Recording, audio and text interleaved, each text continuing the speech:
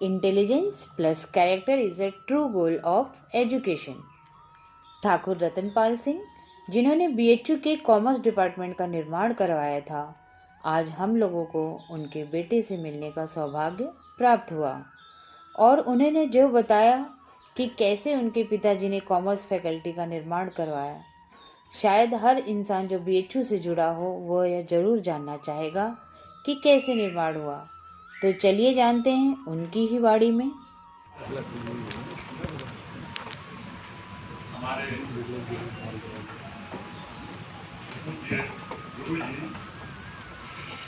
जिन्होंने एमकॉम में हमको एक विषय पढ़ाया था और उनके विषय में मैंने एमकॉम में सबसे ज़्यादा प्राप्त किए।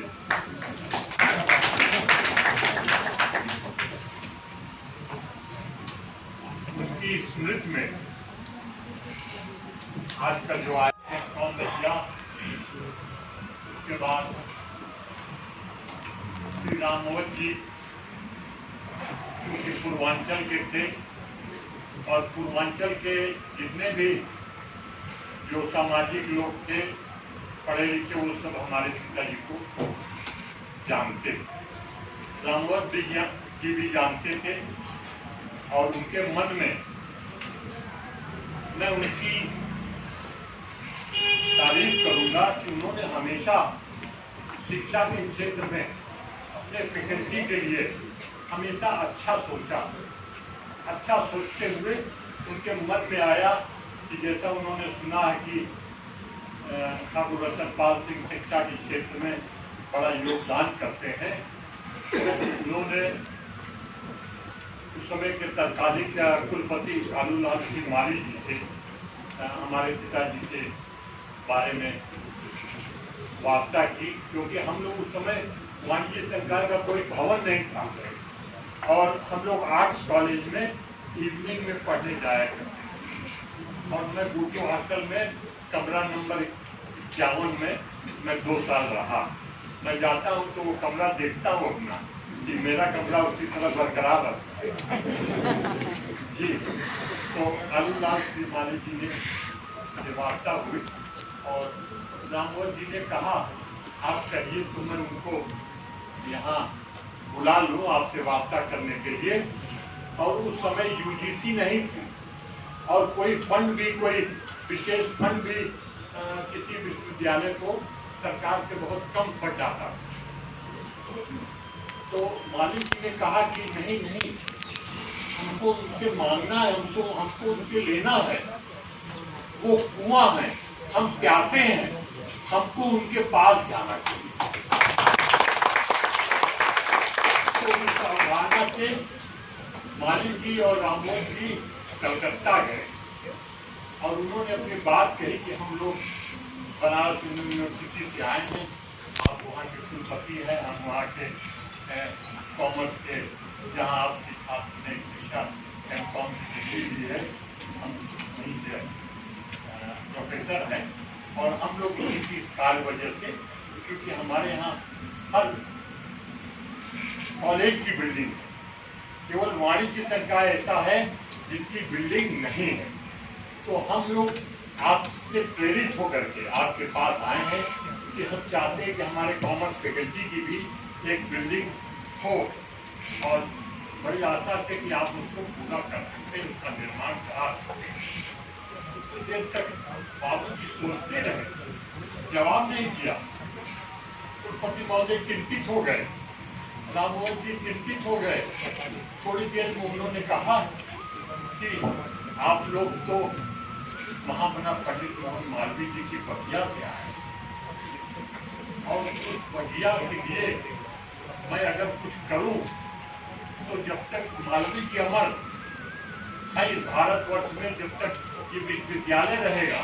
अगर मैं कुछ करूंगा तो मैं भी एक बट वृक्ष की तरह उस विद्यालय में अमर हो जाऊंगा।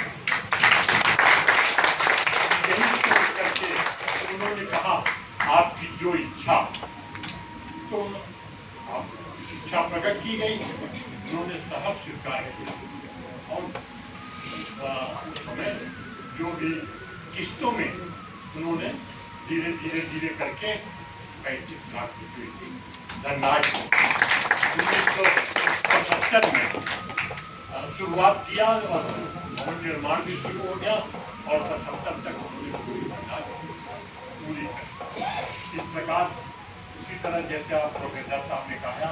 27 दिसंबर 2006 को, उससे पहले पंजाब सिंह जी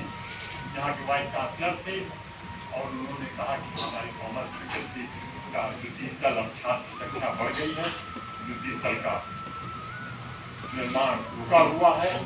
तो उन्होंने 60 लाख रुपया 2005 दिया था और 2006 में दिसंबर में ये बन करके तैयार हुआ। डॉक्टर कर्ण सिंह जी इसका उद्घाटन करने आए थे, जिसका पोस्टर भी लगा हुआ है और जो उन्होंने अपने वक्तव्य में कहा वो हमारे प्रोफेसर साहब ने बताया भी। हम जब उनकी गाथाएं किए हुए कार्य सुनते हैं तो हमारा मन भावुक हो जाता है। पिताजी की परंपरा की परिपाटी दान करना, शिक्षा के क्षेत्र में विशेष रुचि लेते थे वो, और उन्होंने हम 3 भाई थे, उन्होंने अपनी वसीयत में लिखा कि हमको पूरा विश्वास है कि हमारा जो द्वितीय पुत्र है वो हमारी परंपरा को निभाएगा, आगे बढ़ाएगा। उनके जीवित रहते और राव साहब यहाँ के वाइस चांसलर थे, उसको जीवित रहते हमने ये वुमेन्स कॉलेज में साइबर हट का निर्माण कराया और उसके उद्घाटन में यहाँ के राज्यपाल राव साहब आए थे और उसी के बाद लखनऊ जाते ही वो हमें इलाहाबाद यूनिवर्सिटी का सदस्य मेंबर है, काउंसिल का मेंबर बनाया और उसी में जो आपके लाइब्रेरी में एक बाबू जी की फोटो लगी हुई है, वो राव साहब ने ही किसी से बनवा करके बाबूजी को दिया था और वो साक्षात उस समय जीवंत हमारे बाबूजी की तस्वीर जीवंत है। इस प्रकार समय बीतता गया और हमने बाबूजी की न रहने के बाद उनकी आत्मा की शांति के लिए, उनके विश्वास पर अपने को खरा उतरने के लिए हमने वो परंपरा कायम रखी और तब से अभी आपने सुना होगा हमने अपने जीवन में बहुत ही सामाजिक शिक्षा के क्षेत्र में हर क्षेत्र में हमने कार्य किया और हम चाहते हैं कि भगवान हमको हमारे पिताजी की जैसा उनका विश्वास है था उनका, हम अपने को खरा साबित करते चलते रहें। इसीलिए हम चाहते हैं, खुद भी चाहते हैं और आप सबसे भी चाहते हैं कि भगवान से आप लोग ये प्रार्थना करिए, मनाइए कि हमारा जीवन 10-5 साल समाज सेवा के लिए आगे बढ़ता है।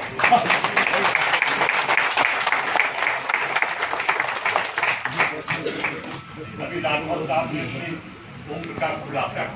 कर दिया, उसको बड़ी प्रसन्नता हुई कि नहीं तो हम संशय में थे कि शायद हमसे भी उम्रदार कोई यहाँ साल में हो, तो वो क्लियर हो गया। मेरी उम्र 75 वर्ष है।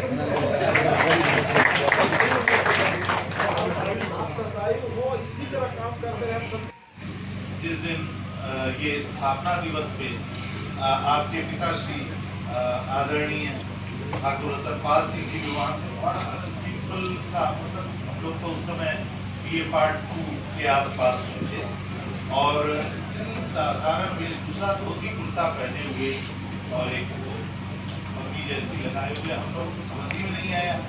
कि ये इतनी बड़ी घोषणा कर रहे हैं और एक निश्चित अमाउंट की घोषणा उन्होंने वहां से की। मुझे याद है तो वहां पर एक बात आई, मुझे याद नहीं आ रहा है कि अगर मान लीजिए इतने में नहीं बना तो बड़े सिंपल तरीके से उन्होंने कहा तो और दे दें, बड़े साधारण और दे देंगे।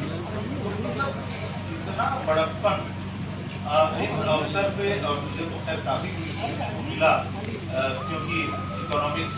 का पूरा उन्होंने डिफरेंट इंस्टीट्यूशंस ऑफ इकोनॉमिक्स विकसित भारत के लिए बताया। तो मैं तो दार्शनिक आपकी दर्शन एवं विभाग Friends, in this video only this much. For more information, kindly subscribe the channel.